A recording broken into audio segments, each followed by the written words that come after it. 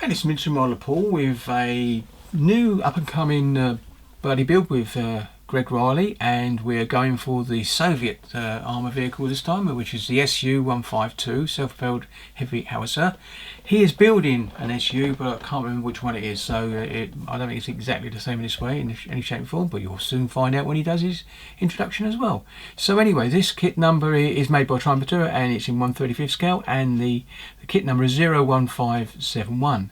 Really nice vehicle. It just looks like a beast anyway, and it is called the Beast Killer because it used to knock out panthers, tigers and elephants, as they say, in regards to the self-propelled version of the Tiger P, as it were. Anyway, let's get back to this. This is the one we're going to be building, and on the side it gives you a bit of a so I'll move my phone because that was propping it up. So the old reflection of light didn't come, as you can see. There's what it is again, and there, if you want to pause that now, you can read that at your own leisure. It says basically what I said about the elephant tank destroyers that used to knock them out as well, nicknamed the Beast Killer. And as you can see, got a lovely metal muzzle brake plus the metal barrel as well. And I was going to use the one I've got aside, but the actual barrel is slightly different, and this would most probably fit perfectly for the vehicle as it's designed for the Trumpeter kit in the kit as well. So there you go. So that's what it is. And on the other side, you can see we've got the actual vehicle itself with that lovely muzzle. It really is a nice looking muzzle, and you can see the colour I've got to use is pink. I think I'll use pink on this one. No, it's green, multiple colours of green to give it a bit more variation on the vehicle. So I'll put it back down now. Now I've actually had the box open because this is my second take, and you can see the reflection goes there. If I do that, if I can hold it like that, it'd be okay. This is my second take because the first one went wrong, and on the original film I did it about 2 weeks ago doesn't fit the narrative of what I said and I'm saying now, as it were. So here we go. So I'm going to undo the box and show the parts. I'm going to do the instructions, which are not in the box now because I just took them out when I started recording, and I'm going to show you the bits and pieces. So here we go. So I'm going to take this lid off, going to slide it upside down, and now what I'm going to do is take it to one side because it'll be easier. There we go, bring that out, put that in, and I can have it over here like that and do it. Now, the first thing I want to show you is the tracks I'm going to be using, which is this. Really nice set of tracks, metal, obviously, from Through model. So I've had that for a while, but it does fit the SU152, as you can see. They're light type tracks it is, but most probably then we've got bits cheaper to make. That's why they're lighter. Anyway, so that's that one. So I'm going to put that out of the way, out over there. And first sprue I'm going to do is this one, which is sprue WA. And there it is. Very nice, and if I come up, you'll see the detail. And if I do it like that, you'll see the whole sprue. Very nice detailed. Other side as well, obviously, but not so much on to see on that side. So that's that one. I'm going to load these sprues over here as well. They're coming out the box of the order they're sitting in. Next one is the actual fenders, as you can see, and there's that beautiful slide moulded barrel. Now you could use that one, but like I said, if I go a bit higher, there you go. As you can see they're really nice, and the engine plate as well, rear deck. There you go.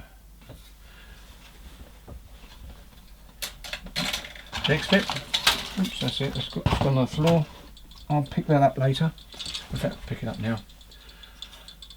Oh wait, I'll do this one first. There we go. This is the engine fighting compartment, as I like to call it. And I'll show you how good it is. That is the moulds. Very nice. And there's the gunman. You can see that lovely texture on there. Might not have to put anything on that, I'm not sure. Undercoat of paint, I think that looks fantastic. But might put some Mr. Service around the actual fighting compartment. And there's a slide moulding barrel as well. If I do that, look at that, slide moulded beautifully, isn't it? And that's the plastic one, so there you go. It goes on the end of the plastic barrel most probably, but good. There's the hatch detail. Really is nice. Really is nice. Right, let's put this over there now. I'm going to have to get that other bit, I think, before it drops down too much. and get this into a warm location. There you go, done. That's it. I'm going to put them on the floor. Right, next bit. Sorry about the muck up there. Next bit is this bit, and this is WC. It's a toilet. Over here, WC, big toilet. And if I do that, there you go. Really is nice. Them engine plates there, they will be, I think they'll be taken out and put wire mesh in there to actually make it look a bit better. But you can see how good that is. It's funny how when I get my hand there, it really does zoom in lovely, this camera, so that's good. There you go. That was WC.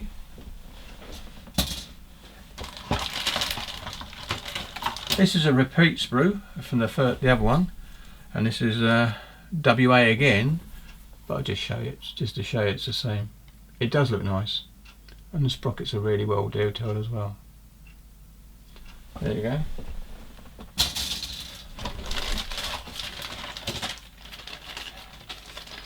There's three of these, so I'm going to show you one because there's only there is three. That's the actual road wheels. Really is nice.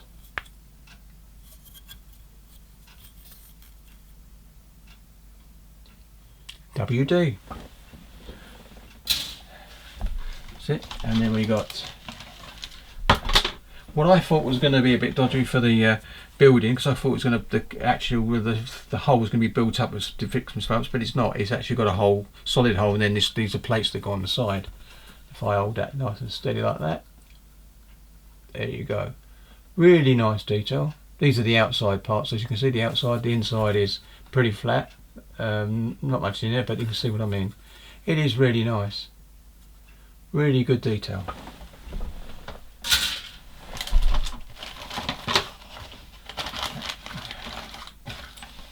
Another bit. I'll get that up. A bit. This is for the fighting compartment. There you go. Really nice detail. The detail's very fine. I mean, if you put a knife under behind that, you can actually pull that up and put a bracket there as if the lids took the catches up slightly. You could do that quite nicely. But yeah, you can see. Yep. There you go. Let's get the hole out.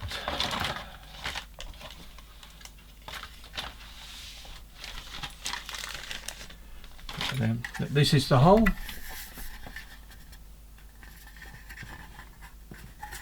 As you see, no detail whatsoever on either side, and not too much on a little bit on the front, and the underneath is well detailed, as you can see. Very nice, yes. So that will make it much better. That bits and pieces.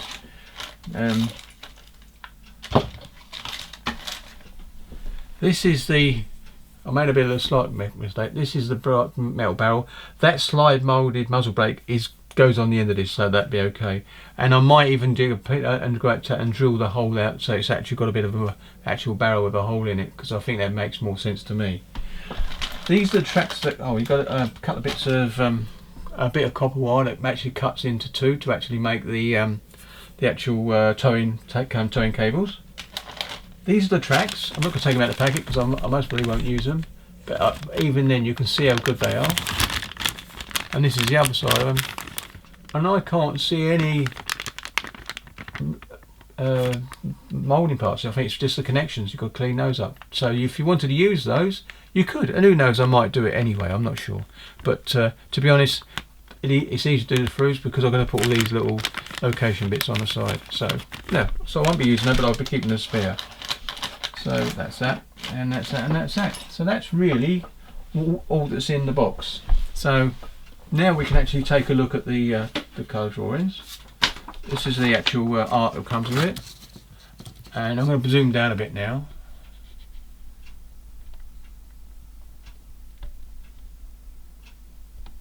Try to anyway. Oh, wrong way. There you go, that's good enough for me, I think. Right, so that's it. So what we've got here, if I'll turn that light away a little bit, I think that looks better. Yes, it does, yeah. So you can see the colours. You've got the call outs for all the different colours. You've got Mr. Hobby, Vallejo, Model Master, Tamiya and Humbrol. Tamiya's only given you one colour, and that's silver, X11. So, but I'll be using my my lacquer colours, VF colours, so not an issue with that. And if you've got one green, you can change it to multiple colours by mixing it with different bits and pieces to bring out different colours and hues over the vehicle. So that is that. Nothing on the other side, as you can see. Let's have a look at the instructions. I should be zoomed in enough to do this like this now. And here we go. So let's have a look. Unusual things on the front of the most trumpeter kits. You get this sort of black and white book. They most probably will go to colour at some point in the future. But anyway, basically giving you a bit of safety stuff and all the easy bits of how to do this, weight, and if you need it, Cylac glue, CA glue I should say, cut and remove, all the usual things that you would normally see in instructions. And if I turn over, and it's in the page there, that's not bad, I can see it all now. Basically you've got all the sprue layouts, and you can see WA was 2, like I said when I showed you both of them, and it goes all the way through. It gives you 3 of the wheels, like we said, and the tracks you get. WT's track obviously tracks is 12 pieces, but I'm not going to use those. And we've also, which I didn't show, was the actual clear sprue that's in the box. And oh, there it is. There you go. I'll just share that quickly anyway, because it won't make a difference. There you go. Quite a nice clear part. Rear tail up there, and the headlight at the front. There you go. So a reminder to show that. And over here, basically, we start with making holes and cutting bits off the vehicle, which is quite unusual, but obviously because it's the beast killer, perhaps they use the hole for other vehicles and just change what you have to do with it to give you the next model up. So you can see all the way through. So number one basically is putting the whole 4 parts together, and plus the PE and the towing brackets on the back. And carrying on with the exhaust area, which is PE, this is all PE, and gives you that nice curve, which will be easy enough to roll. I've got a roller over there. And then adding the light on, which I won't do that straight away because I obviously need to get covered up with paint unless you mask it all up. So I'll be putting that on at the end. So that's number one. Number two is carrying on with the whole, laying basically all the bits and pieces out, putting the rear plate on, the front plate on, part of the suspension all the way around. So it's going all the way, and it says how many to do, and then basically carrying on. And this is where it, got to make sure you put the right parts on. But here we go, adding more to the suspension, and putting the front towing brackets on. Coming over here now, still carrying on here. We're still on the whole, adding bits and pieces. This obviously is the mechanism for. Oh yeah, it's for this bit here. That's what I'm saying. On the front suspension, that's for the actual drive sprocket, I think. Yeah, for the sprocket. Is it at the front? No, it's not. No, the rise backers are the back. So that's the actual idler on the front. Russian tanks are all that way. Well, I don't know what I'm saying. British and German tanks have the actual sprocket on the front mainly. And then you've got putting the wheels together, the sprocket, drive sprockets plus the idlers, and it makes 12. So that's the road wheels. And what you've got here really is the track speed going on, and that actually looks like one piece, but it's not. It's 88 to make that. You just got to keep going round. But I won't be doing that, as you know. So plus you use the actual number of tracks to make 88 from the through track set. And then we'll go over here now. We've basically got putting the road wheels on, adding details to the upper hole. There you go. That looks like it's engine scoops about exhaust. These are the exhausts on the rear of the actual engine deck, and obviously adding a plate at the front. And that's really it for that page of 6. Not very too busy there. Then you're putting the actual side guards on, or mud guards as we call them over here, but fenders, you can call them fenders as well, all along the back with them. And these are PE brackets going on. That's a nice touch. And then you could actually leave most of that off. You could leave one on to make it look really dented, and I might even consider that, to be honest. I don't know. Anyway, so going back on over here, adding more PE bits and pieces, and that box I showed you with a nice little clip on the side, and the fender support bracket. And again, it's bend it again, so it reminds me of the song Bend It just a little. Anyway, I won't sing that song because I can't sing. So that's us up to 7, and then we're over to 8, and now we're working on the fighting compartment. And basically straightforward here, putting the back plate on, then the hatches, and deciding whether you want it open, if you can have a figure sitting out one on top of them. A lot of them had the commander sitting out. And carrying on putting all the details on, all the way around. And then straight over to number 9 is you're actually putting the barrel together, and this is where you can do this. They can have a option. There's a plastic one, slide moulded plastic one. They have to put together. I think it's not in one piece. And this is a metal barrel. That's what you do. The plastic WN23. That's the plastic slide moulded one. Goes onto the metal barrel using CA glue, and it attaches into this, into the actual gun mantlet. Very nice. And then putting a cover over the top as well. There's a cover, and that's plastic as well. Adding the details, you've got the horn there on the front, which I will drill out. I always drill those out if I can, get them out and give them a nice scrub. So it actually looks like it was meant to be, a bit hollow. And then you're putting the headlight and leaving that off, and then leaving, not worrying about putting the chrome inside the lamp until you get right near the end. And I should put some of my Molotov chrome in there as well. Then add in the fighting compartment to the top. And then that's it. That looks like it's completed. So we're just going to go over the other side. No, it's not. We're carrying on. We've got, so obviously there's not many parts going on in this. These are the actual fuel tanks, the external fuel tanks, and I've also got the handrails, because a lot of these vehicles had troops riding on the back, so they had some way of holding on as they went along. And then you get over this side and you're adding, basically all you're adding over here is the actual tow cables, and it's giving you the length exactly in scale to actually cut it off and telling the length. So you cut 2 and you've got 2 cables, and yeah, that'd be nice to put on there as well. Lovely. And then that's it, you're finished. And then over here, and that's showing you the vehicle thereabouts. So what I'm going to do, let's get that out like that, put that over there, put my phone back over here so it actually holds it up. That's it, leave it like that, and zoom it out a little bit. So you've got a bit of zoom, sorry. Oh, wrong way. There you go. And as you can see, the old light shines like that. We can't hold that. That's better. Doing it that way looks a little bit better. So there she is. That's what we'll be building. So whoops. So looking forward to starting this, and it should be on the 1st of December. We're starting at the beginning of the month, so December. So a Christmas build, you could say. Anyway, so there you go. And at the moment, I'm working on my HMS Nelson, and as I've said, I think I mentioned it, I've actually repainted the lower hull completely red, so it looks a bit like the Dreadnought does. And at the moment I've got my new wedding deck on, and I did use the PVA whitewood glue. I'll show you this one. I did check this one.